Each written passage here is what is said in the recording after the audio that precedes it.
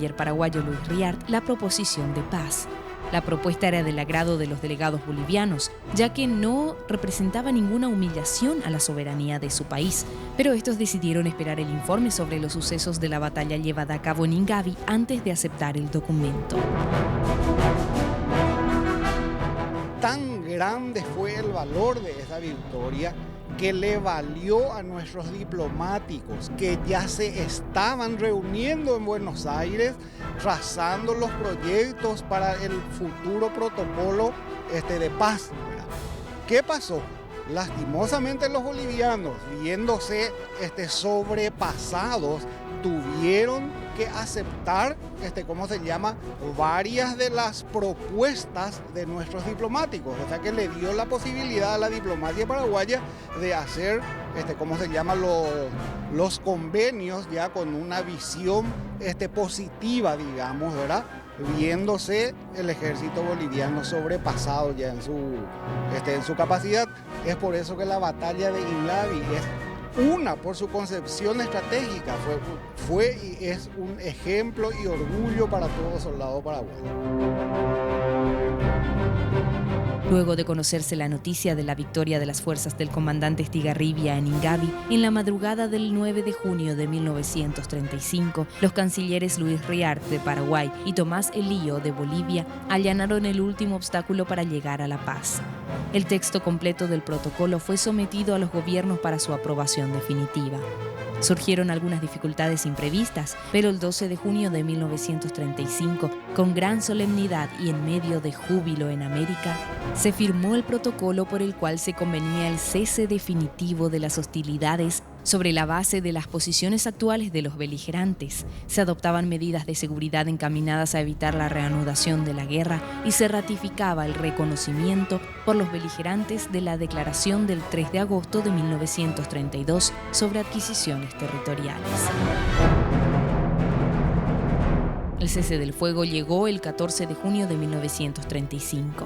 Ese día, el comandante en jefe del ejército paraguayo lanzó el último comunicado de la contienda chaqueña, anunciando que a las 12 horas había cesado el fuego en el frente de operaciones.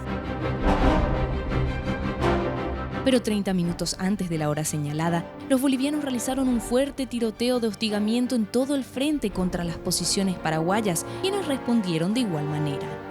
Este intercambio de fuego fue el más intenso en toda la guerra, pero al mediodía cesó bruscamente y los combatientes se entregaron en calurosas muestras de alegría. La historia recuerda que paraguayos y bolivianos se abrazaron en medio de una emotiva y feliz alegría, con explosiones de júbilo y algarabía. Los 3 años de lucha quedaban atrás. En ese momento de las 12 cesó el fuego. ¿Y saben lo que pasa? Resulta que cuando cesó el fuego hubo un silencio total en la guerra. Entonces, uno de los paraguayitos sale de la trinchera, saca su cabeza para arriba, como ya no había tiroteo, se animó a sacar la cabeza afuera. Y vemos también que el enemigo, los bolivianos, también saca la cabecita, así en las trincheras, ¿sabes? Y luego se animaron más y fue sacando el cuerpo, y así ellos también iban apareciendo los hombres hasta tal punto de que subimos encima de la trinchera, nosotros y ellos también, y empezamos a caminar hacia la tierra de nadie, es decir, hacia los bolivianos y ellos hacia nosotros. Y distaba unos 500 metros más o menos de posición enemiga a posición paraguaya, y fuimos juntándonos, y cuando en el campo de nadie nos encontramos frente a frente con el enemigo, que luchamos 3 años y que nos matamos, donde hubo por parte boliviana 150.000 bajas y 30.000 paraguayos de baja. Ahí en ese momento, después de esa lucha tremenda de los 3 años, se nos ocurrió y nos abrazamos con los enemigos. la comprensión y camaradería surgidas tan espontáneamente donde quiera que se encontraban los combatientes bolivianos y paraguayos, demostró que había sido una guerra sin odio entre pueblos que no se conocían. El Protocolo de Paz de 1935 fue aprobado por el Paraguay el 20 de junio de 1935 y por Bolivia al día siguiente. Luego del cese del fuego y para sellar la confraternidad entre ambos ejércitos, se realizaron algunos encuentros entre los comandantes Estigarribia y Peñaranda. El primero tuvo lugar el 18 de julio en la localidad de Puesto Merino, situado en el camino a Villamontes. En esa ocasión, tanto Estigarribia como Peñaranda rindieron honores al ejército contrario y sellaron la amistad de dos pueblos que se desconocían y pusieron las bases para el establecimiento de muy cordiales relaciones. El día anterior al evento, el 17 de julio de 1935, falleció repentinamente en Cochabamba el expresidente de Bolivia, Dr. Daniel Salamanca, quien fuera el más férreo opositor a la paz con Paraguay. En los 3 años siguientes ocurrieron importantes acontecimientos durante las gestiones, hasta que finalmente el 21 de julio de 1938, en la capital argentina, tuvo lugar la solemne ceremonia de la firma de Tratado de Paz, Amistad y Límites entre el Paraguay y Bolivia. El tratado fue ratificado por el Paraguay el 19 de agosto del mismo año y Bolivia lo hizo al día siguiente. El tratado fue firmado con el deseo de prevenir futuros desacuerdos, teniendo presentes los vínculos existentes entre los estados y con la intención de concertar la paz definitiva.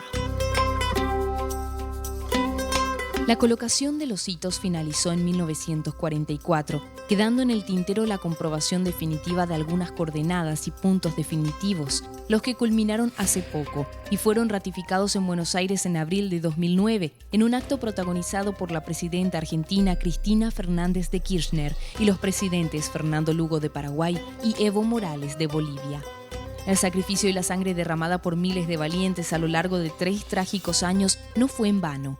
Hoy, el Chaco constituye la reserva natural que garantiza el futuro del Paraguay, por la Liga de las Naciones.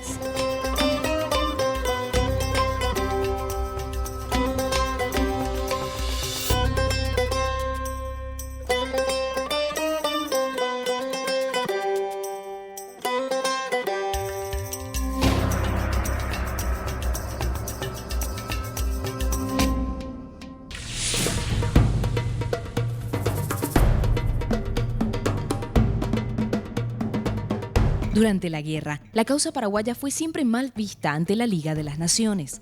Este organismo tendía a acusar al Paraguay de país agresor y culpable de los hechos que llevaron al conflicto.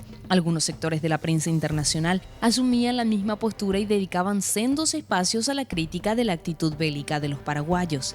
Pero esta percepción tuvo un giro radical y eso se lo debemos al señor Huey Long, un ilustre desconocido para la sociedad paraguaya. Long fue un político y senador norteamericano conocido por su carisma y perfil humanista socialista, algo casi inédito en la política de los Estados Unidos. El senador Huey Long fue un senador americano que conocía muy a fondo los problemas del Chaco y también sabía muy bien el negociado que estaba realizando la compañía petrolera Standard Oil Company, que era la compañía del señor Rockefeller, que era el dueño y señor del petróleo en aquella época. Él lo denunció en el Parlamento americano y los bolivianos veían en él a un enemigo acérrimo de sus intereses. Por eso el Paraguay, en agradecimiento por su desinteresada actuación, lo llamó a una calle paraguaya con el nombre de senador Long, rindiéndole homenaje a este gran hombre americano que denunció lo que se estaba tramando contra nuestro país por las grandes petroleras americanas.